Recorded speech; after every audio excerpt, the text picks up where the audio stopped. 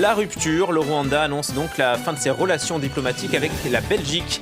Kigali a donné 48 heures à tous les diplomates belges pour quitter le pays. Alors pourquoi une telle réaction ? Selon les Rwandais, la Belgique a pris parti pour Kinshasa bien avant et pendant le conflit en cours en République démocratique du Congo. Alix Le Bourdon, on vous retrouve en direct de Bruxelles. Bonjour à vous. D'abord, de quoi parle Kigali ? Eh bien écoutez, la décision de Kigali fait suite à l'adoption ce matin par le Conseil de l'Union européenne de sanctions et on sait que la Belgique figure parmi les pays qui ont le plus milité pour l'adoption de ces sanctions.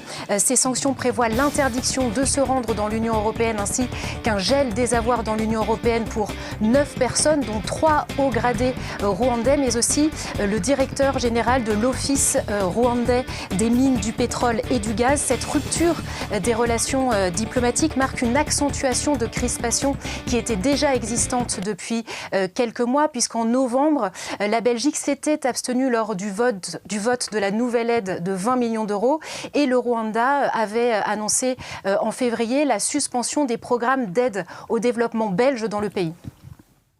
Quelles sont les réactions chez vous, Alix ? Le ministre belge des Affaires étrangères, Maxime Prévost, a parlé d'une décision disproportionnée. Il a immédiatement annoncé des mesures réciproques, c'est-à-dire convoquer le chargé d'affaires du Rwanda et surtout déclarer que les diplomates rwandais n'étaient plus les bienvenus. En fait, le Rwanda accuse la Belgique d'avoir pris parti pour Kinshasa et ce, bien avant et pendant le conflit en cours. C'est ce qu'on peut lire dans le communiqué du ministère des Affaires étrangères rwandais. Je vous rappelle que la Belgique est l'ancienne puissance coloniale à la fois du Rwanda et de la République démocratique du Congo.